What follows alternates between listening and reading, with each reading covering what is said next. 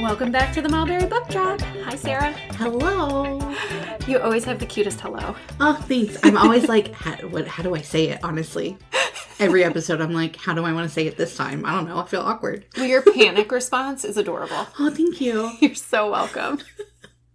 All right. Welcome to episode 6, guys. Sarah, do you have anything good you want to share? I do have something to share. This past weekend, I got to go visit my friends over the weekend. They just recently bought a house in Tampa. So one of my other friends went and visited them and got to check it out. And I picked out my bedroom. Not really, but in my head, it's my bedroom. So it was just a good time of being with friends. Oh, that's great. Yeah. What about you? Well, we had a big thing just happen last week. My middle one got his driver's license. That's right. Yep, definitely are something good. So I'm really excited for him. He was nervous, but he got a perfect score. And when he was done, it was so cute because I said, "How did it go?" And he looks at me and he goes, "It was so much worse in my head." And that was the moment that I knew he was mine because everything is so much worse in my head. Do you overthink? I'm an overthinker. Oh, yeah. Yes. Okay. Yeah. Like chronically. So he's going to be out on the road going skirt, skirt. He Just is. kidding. He's the already, speed limit, skirt, skirt. No, he's doing awesome. So I'm really proud of him. Yep. So that's definitely our big good news. Do you have anything funny that has happened recently? Oh, do I? Okay. Well, can you narrow it down to like a thing? Yes. Okay. You know me so well. So this one, you actually walked in on the tail end of it. So this is when you came into work the other day and you were like, wow, you guys are in a really good mood this morning. Yeah, you were. So I love a good pun and joke, as you know. I do. And I learned this. Where else would I have learned this? TikTok, of course. And basically you tell a person that you heard someone say that they sounded like an owl. And a lot of times that person would respond, "Who?" Oh my gosh. I didn't get you, but I said this joke to Bethany actually a couple weeks ago. So, I got our coworker with it. Oh, and that's what I walked in on? Kind of. So I said, "Someone told me yesterday that you sounded like an owl." And y'all, she like low-key got offended and she was like, "Who?" And immediately, as soon as she said it, her face went stone cold. And she was like, "I can't stand you." And I also pulled, the library smells like up dog. And the response is supposed to be, "What's up, dog?" You know? Yeah. Okay. So after I did that. Such an old joke. I know. So old. I know. But I was like, and that's how I know it. It's from my childhood. But I was like, let me see if I can get him with that. Yeah. I told this to our director. And what you walked into was her walking away. And I said, "Are you done with me today?" And she goes, "Yes." She shut her door. She did. But she was laughing. So I still have my job. We're fine. But I don't know. First thing in the morning, I love making people laugh because, we're with each other 8 hours a day. Yeah. That's a long time. And I love my coworkers. I have a great director. So the fact that we can laugh together. Yes. And have fun together is great. Well, and everybody is like a different version of a morning person, which is really funny because it's like sometimes, like one person will be like really awake one morning and other people are just like, "I can't talk right now." Yeah. And so it's me on Monday. When you get a day though where people are just at that right level, like it's so much fun some days. Yeah. This is something also funny. Sorry. Monday morning was that morning for me where I just like couldn't function. And that's not normal for me. Like Bethany can attest to it. I think I asked you if you were okay. You did. And I felt so groggy. And then like I was doing the holds and we put the date on the holds of like when people have to pick it up by. Y'all, we're in October. I put August. I put 2 months ago. And I was like on not just one, every single hold. Yeah. And I was like, I need to go home. I think by lunch I was fine. But your day turned around after that. Yeah. It did. But I was like, what the heck? And that was the day that I was dropping stuff all day. So, my gosh. We all have those days. What about you? Anything funny? It was funny to me. So, okay. Yes, I listen to podcasts. I love them. Sometimes one of the ways I find them is that somebody might guest star on a podcast that I already like. And that leads me to wanting to check out their podcast to see if it's any good. For sure. So there was a guest star on a podcast, and her name is Chelsea Devontes. And I thought, well, now I'm really curious. This sounds like my kind of podcast. So I looked it up, and I subscribed, and I have already listened to like 5 episodes. Ooh. It originally was called Celebrity Book Club, and I guess she started it during the pandemic, and according to what she was explaining, she was reading the Jessica Simpson memoir and like kind of breaking it down bit by bit, and like that's what helped get a lot of people through the pandemic is they would go see like what was going on. Well, I love celebrity memoirs. I really enjoy seeing some of this kind of stuff, but her podcast is really cool because she brings a guest on and they break down the memoir together. Sometimes she talks to ghostwriters, which I think is really cool because let's give some credit where credit is due. Yeah. But here's what's funny. She has renamed the podcast. It is no longer just Celebrity Book Club. It's called Glamorous Trash. And oh my gosh. I don't know why, but it made me laugh so hard when I realized that like the actual podcast now, if you're looking for it, is called Glamorous Trash. I am so into it that I went on to Facebook, even though I'm only on Facebook for work. Like I went in and followed her group on there just to make sure I don't miss stuff. Oh like, my gosh. Yeah. She's actually kind of like a big deal. I didn't recognize her name, but she works with like Jon Stewart. Like she's done a lot of writing for TV shows and things like that. So like she's got her own thing. Yeah. This is just a couple people sometimes ask me like, why do you read these memoirs? Like, what is it about them? And it's like, I can't really explain it. And now I'm like, now I don't have to because there's like so many other people in the world who are just like me. And so far what, like usually I start at the beginning because I like to like go with the flow and get all the jokes and what if something comes back later and I don't know what they're talking about. Same. But instead with this one, I'm actually starting with ones that are memoirs that I've read. Okay. And listening to those ones first. Okay. Before like I get like a spoiler for something that maybe I want to read later. So I'm actually Makes listening sense. to hers a little differently. Okay. But it's almost like a little bit of validation, you know, that like they feel a certain way about something but I don't know. So the title, I just found it so funny. Glamorous Trash. I'm like, oh, you're speaking my language. So that's awesome. It is really fun. So I love it. All right. Do you know why we're here today? Kind of, but you know, I love a good surprise. So why don't you surprise the people? I mean, if I had poppers, I would, but I don't. So, yeah. Local authors. Whoa. Yes. We decided we'd talk about local authors today. So, if you ever look up, like, obviously, most of you know we're in Florida. And so you might realize, like, oh, Zora Neale Hurston, Randy Wainwright, Tim Dorsey, Carl Hyacin, Judy Blume, my girl, Judy Blume. What about Jimmy Buffett? Oh. Which, like, R.I.P. Jimmy. R.I.P. Some people are very familiar with his music, don't always realize that he wrote some novels and stuff. Like, we have him on our shelf. If you need a song sang, just let me know. Okay. Okay. But the list is endless, honestly. But there's also a lot of authors who are local to our area. So I'm talking more specifically like Mulberry, Lakeland, maybe even a little bit Tampa. And I don't think a lot of people realize how many published authors we have that are like literally on our doorstep. So many. Yeah. So that is what we're going to break down for you guys today. And they're not just fiction authors. Like we have them all over the library. So we have a lot of nonfiction. Sarah's going to help me kind of touch on the teen room and even the kids room today as well. So we're really excited about this. So we're going to go ahead and just kind of jump in. Yay. Back in 2021, some of you have probably attended a couple of them, but we actually hosted, we called them the Author Gem series because we did it at the Gem Theater here in Mulberry. But we hosted several authors. We did a whole author night series and it was really fun. They came in, they talked about their process. Some of them had slideshows or like a table where you could look at some of their research. They were signing their books. So I would like to start with some of them because I was just so impressed with them and I read their books. They're all wonderful. So the first one, do you remember Kimberly C. Moore? I do. Okay, so my true crime lovers, she wrote a book called Star-Crossed, the story of astronaut Lisa Novak. And if you kind of recognize the name, you might be familiar, but she was actually an astronaut who had been on the Space Shuttle Discovery just months before this like bizarre crime. So she was arrested. It was this like true crime thing that sort of fascinated people because a lot of people described her as like the diaper astronaut.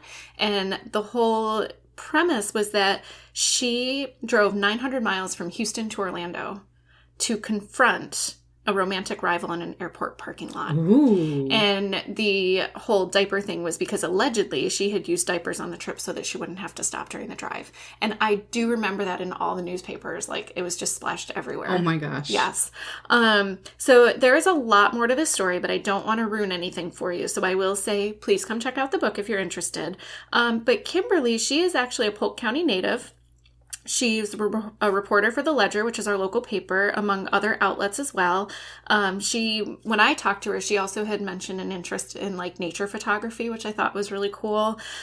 She was just so easy to talk to, obviously incredibly intelligent. But she used to cover the space program. And I think, that's kind of what led her into the writing of this book. So very cool. Yes, it was a good one. It was very interesting. And then another one, if you are interested in, the justice system at all, there was one called Grant Justice, and it's the untold story of the finest attorney of a generation. Yes. So Grant B. Cooper is who this book is about. And he was a prolific attorney. So he was most known for defending the man who assassinated the presidential candidate, Robert F. Kennedy. So that's probably where a lot of people know his name. But the book itself, it was heavily researched. And it was not just like the courtroom. It was also about the man himself and like his life, his family a little. Very charismatic person. Obviously, he was so intelligent. He just wasn't afraid. And I was very impressed with this book. And then the author had also brought like all of his research stuff with him. Like he had all these things laid out on the table that we got to look at as he talked to us about meeting the family and talking to them and the things that they offered up to him so that he could properly write this book. That's awesome. And really do justice to Cooper himself. And the author, he is actually a judge here in the Polk County court system. Yes. So hopefully I will never meet him in there. He was probably one of the nicest people I ever met.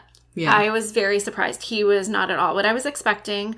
I'm sure he's different in the courtroom, and he should be. But I just was so impressed with how hard he worked on this book, and you could tell the care and the time that he put into it. That's amazing. Yeah. It was really cool.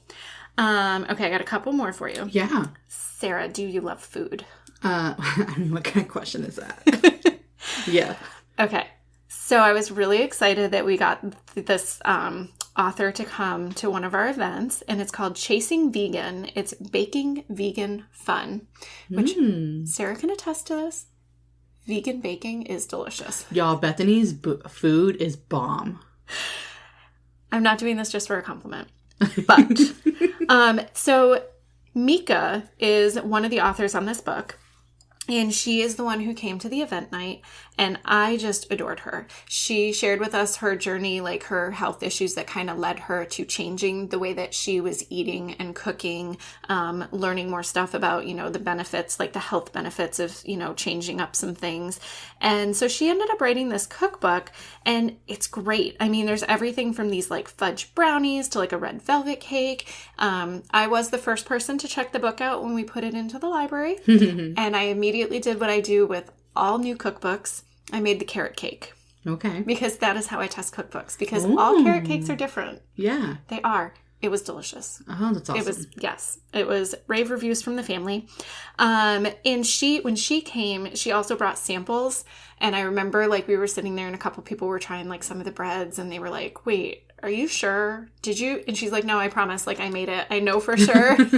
I know what's in it. 100%. Yep. They were shocked. And they actually, since we had met them, they actually opened a restaurant in Winter Haven as well, and they're doing really well. That's so great. I took my kids out there. We had a delicious lunch. We sampled like a bunch of their menu items and kind of shared them all to try stuff, and it was awesome. So that is Mika, and that was Chasing Vegan. And then another one, you like mysteries, right? Mm-hmm. Mm-hmm. Okay. So we also have one called The Deadly Prophet. Ooh. Yes. And this book, it sort of reads, if you're like a fan of like a James Patterson type mystery, it kind of reads along those lines. But there's a Orlando police officer who is shot and left for dead. But then while she's recovering, she's actually promoted to detective, and she ends up finding her and her partner. They end up searching for like Orlando's first serial killer. So she kind of ends up on the hunt. And then as everything is kind of developing, the murderer has like an obsession with her, and she's torn between telling her partner the secrets of her past and like, will it put her family in danger? And so there's a whole lot of, and I mean, it was very intriguing, and it's definitely left open for a second book. I believe he is writing another book. I don't know when it'll be out, but I actually knew this author personally because I had met him at a previous job, and his name is Joseph Lyons. And I had no idea he was a writer. And so it was a surprise to me when all of a sudden on Instagram he had posted something and it was like, oh my gosh, I'm getting my book published. And I was like, you wrote a book? Like, I've known you for like a few years, so I didn't know you wrote. So he was actually the first author we hosted. Remember we did that night upstairs in the Civic Center? It was like over the holidays. Yeah. And we had a nice little group of people. It was his first author talk ever. And when I went to peek real quick on his Goodreads just yesterday, I was kind of looking around deciding what I wanted to talk about. And I realized that his author photo is one of the pictures from our Civic Center from that night. Aww, and I was like, that's so cool. It is. That and is so cool. Has been around the area. Like, there's a couple book clubs that had done his book, and he actually went to the book club and like talked to the groups. And so I'm really happy for him. And he is actually, he has worked in, the police force here in Florida in like Orlando and in Polk County, and, several capacities. He's also a veteran, and fun fact, he is a award-winning film producer. So I'm sure you may not have seen that coming, but he actually has, yes. You can follow him on Instagram and see some of his stuff. But That's there's cool. Pictures of him with like Regis Philbin and so he's a thing. So yeah, I love it. So there's those ones. And then I have one more before I have you take us into the other areas of the library. But there was a gentleman who came in, and he brought us a book, and I got talking with him for a little while, and he was just so incredibly nice. And his book is called The 100-Hour Pilot. It's a great book for anyone who's interested in aviation. So whether you just appreciate aviation or maybe you actually want to become a pilot, I think this book would be really interesting for you.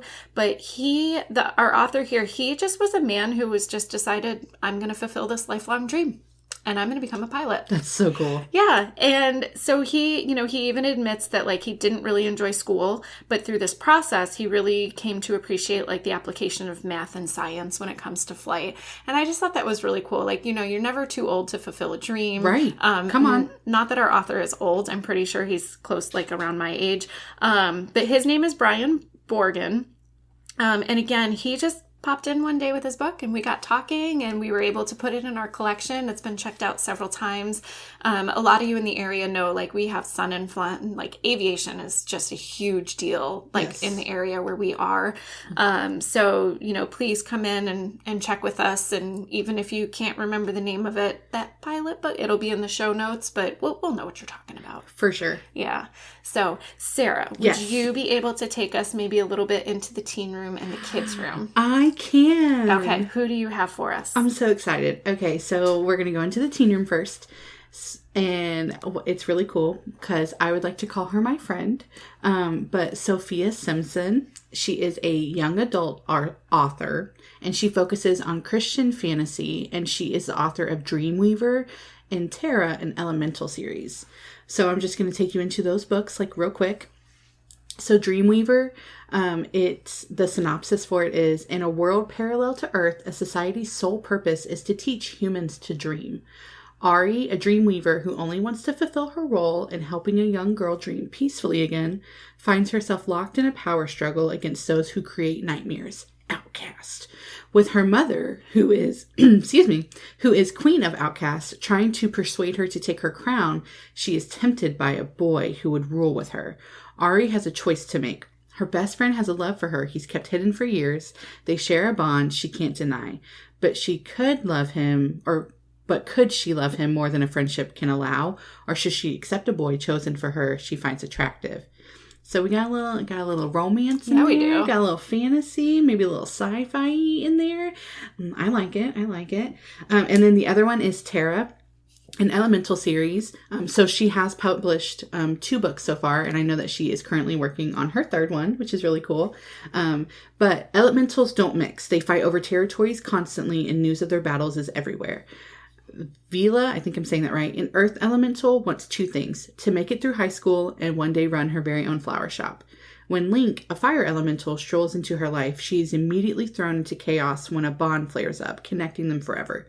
Link pursues her relentlessly for connections like this that are rare, but Vila wants nothing to do with him. With this news, Vila discovers she and Link may be a part of an old age prophecy that could change their world forever by uniting the warring clans. And I'm just going to leave it at that. And I just, I actually have Terra checked out right now. So I am going to read it. Okay. Reading's been a little slower for me lately. But I am really excited about it. And I told Bethany this actually yesterday because one of my book clubs that I just did, we did a fantasy book. And it was one of those of, I read fantasy a lot when I was in high school. But as an adult, I just have not been in it. Mm-hmm. But I read this one and I was like, oh my goodness. I was like, am I becoming a fantasy reader again? Like, I absolutely loved it. So I am really excited to read Terra. And like I said, she is working on her 3rd book to get that published. So, and she also has a podcast that you can listen to. And fun fact, she also used to work at the library. So she is very, very local. And I think that's just so cool. Yeah. So the next author that we have is also in the teen room. And I'm just going to say her first name. Her name is Autumn. If you want to check out her book, you can come into the library. She's a local teen author, and she also writes fantasy. So her book is called Stellar Dreams, and it's part of the Destined 5 series. So I am going to pronounce these names wrong in the book, but it's okay because if you read it, you can say it however you want to say it. But this one goes, Stella is destined to rule Clouder, or she was until Obsidian stole her and her mother's throne. And to make matters worse, her sister's just been kidnapped.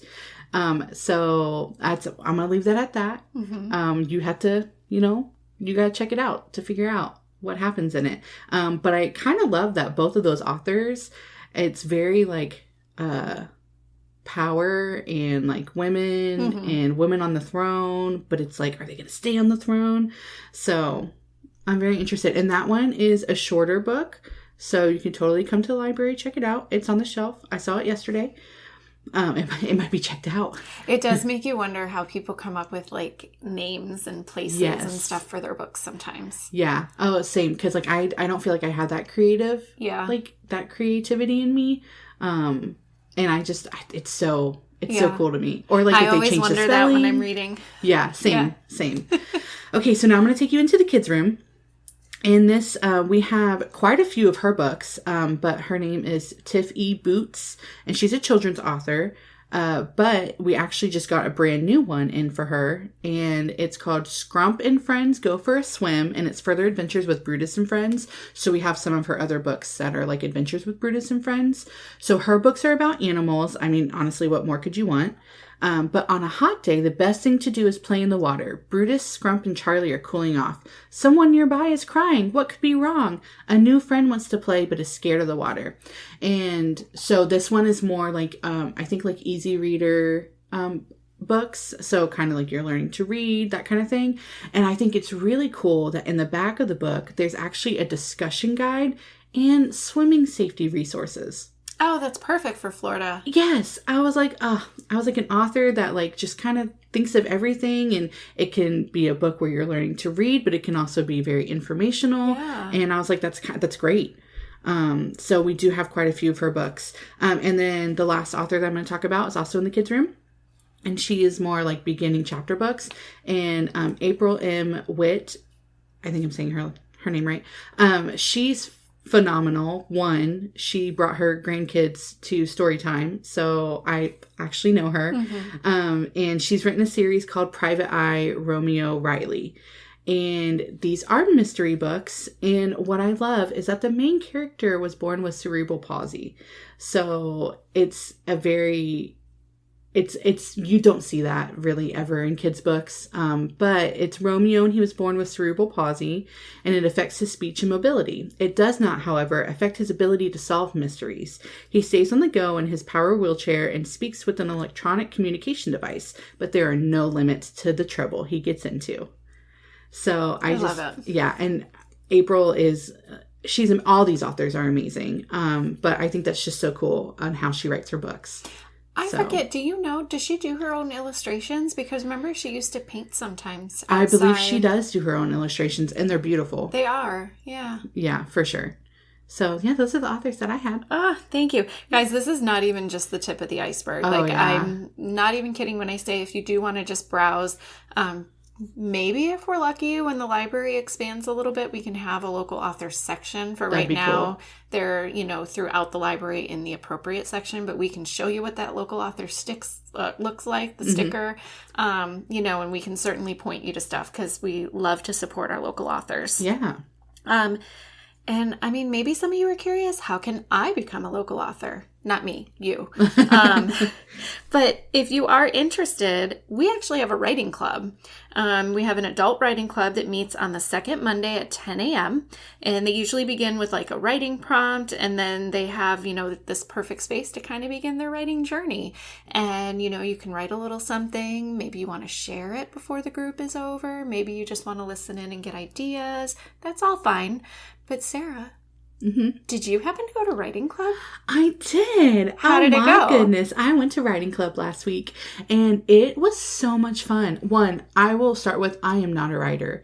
Like, I journal a little bit, but that's really about it. And I just had such a good time. And actually one of our local authors, Sofia, was there, which was really cool. So I got to kind of hang out with the group, and it was just, there's no judgment whatsoever, which was nice, because I'm not going to lie, after she read her stuff, I was like, oh no. But I thoroughly enjoyed it, and I actually kind of want to go back. And if I become famous and become an author, you can say you know me first. So yeah, it was a good time. I highly recommend it. Even if you're just interested, or if you're like, I wonder what the process is. Mm-hmm. So yeah. Come check it out. I think there's a writer in everybody. Oh, yeah. I think so too. I just think they're different writers. Yeah. And I just don't have that creative. I'm just not super creative in that way. So I don't know what I would write about if I wrote a book. I'm not sure. Yeah. I'll think about it. Me either. Yeah, go ahead. So, Sarah, my last main question. Mm-hmm. What are you reading now? So, well, I said before that I'm reading Terra. But I'm also reading True to You by Becky Wade. I kind of needed a reset button, so I went back to my first love, which is Christian romance. But it's a part of the Bradford Sisters romance series. I actually read all of these in 2020, so I'm revisiting, because just like I told you earlier, I like to revisit shows. I also like to revisit books. Mm-hmm. So each book is about a sister and about how she falls in love, and it's just sweet, and it's nice, and it's like Hallmarky. So, Oh, classic Sarah. Yeah. What are you reading? Okay, I just finished it, but I have to give it a shout out because I can't stop thinking about it. Ooh. So I gotta say Shark Heart. Oh, I know. Did love that. Shark Heart by Emily Harbeck. This book came on my radar because a friend of ours, his wife is a huge reader. He's a friend from high school. And so she had asked to follow me on Instagram because my stuff's private. So we, shared each other's stuff. And every once in a while, she'll post a book. And I know she reads all the time, but she doesn't post everything. Mm-hmm. And so when she posts a book, I pay attention. Yeah. And what she had to say about this one and how she couldn't stop thinking about it. And it was oh my gosh. So I put it on my hold list. And then all of a sudden I saw it and I thought it was there for me, and I realized it was there for a coworker, and I was like, what are you doing with this book? I thought it was for me. So she got to read it first. And then she was nervous because she loved it so much that if I read it and I didn't love it, and so it was this whole thing. She was like, I don't know if I'll be able to talk to you about it. I was like, guys, these are reader struggles, I'm telling you. So I read it, and my poor family, I think it took me 3 days total. Mm-hmm. I, was very into it, but I was trying to savor it because it's a very quick read too. And I didn't want to miss something. And so every night at dinner, I would have to explain to my family, okay, now this happened. Can you believe this? Oh my gosh. So this is what's going on. And even they were like, that's like weird and really intriguing. And it just has really stuck with me. So this book, these two people, you know, they fall in love and you're rooting for them, but there's this like weird fantasy element to it where there's this like mutation, right? And not everybody has the mutation, but the people who do, they basically go from being a human into an animal. And so all of a sudden it's like something just doesn't feel right. You go to the doctor, they run some tests, and it's like, oh my gosh, you're turning into a whatever. That's wild. Yes. So it turns out that like her husband is like mutating. And so that's kind of where the story is taking you. And I really don't want to give too much away because as you're reading the story, it's really truly about them as a couple and their journey. But you also find out about her relationship with her mother because there's a whole story there. And then you also find out like another relationship later because there's a whole story there. And you're just, the way it's kind of told in like 3 sections. Okay. And I really think anyone who reads it, if you're paying attention to the differences in the way that these sections are written, I don't know how this author did it. But oh my gosh, did it work. Yeah. It worked so well, and I'm making it sound really confusing, but it is probably the best book that I read this year. Wow. Like, that's how much it's still sticking with me. That's wow. Yeah. Yeah, and I suggested it to one of our regulars because it's also a debut, and I've really been a sucker for debut novels this year, and so has she, and so I wrote a little note, and then I even told her, like, if you hate it, please just don't even talk to me. Like, just don't tell me because I'm not sure if I can handle it. Like, we can discuss it in a couple weeks. But she came back and was just like, I'm blown away. Aww. So it was, you know, and I like, if somebody doesn't like it, I'm okay to talk about it now. But like the day that I gave it to her, it was still like so fresh that I was like, you just got to give me a couple weeks to process before you can tell me how you feel. Yeah. So that I can respond okay. Yeah. Kind of like lessons in chemistry. Remember that lady who didn't like it and we had that nice conversation? But like if she had told me the week after I'd finished it, I would have like been like, no. You can't say that. Right. But now that I've digested and everybody's reading journey is different. So that's why I was like, you just got to give me a couple days. Yeah. So yeah, I don't know. So I would just say take a look at it. I think it was just incredibly well written and just such an impressive. I'm kind of interested. Yeah. I'm interested. Yeah. And I can't. Okay. I'll cry. I mean, even my family was intrigued. Yeah. They were like, but so what, and like all these questions. And so I was answering their questions and it was very interesting. So, all right, Sarah, this was really fun. It was. Where can people find us if they have questions or thoughts about anything? The Mulberry Library at gmail.com. You can find us on Instagram. You can find us on Facebook. You're such a pro at that. That's about it. I feel like it's not even a test for you anymore. You just got this email down.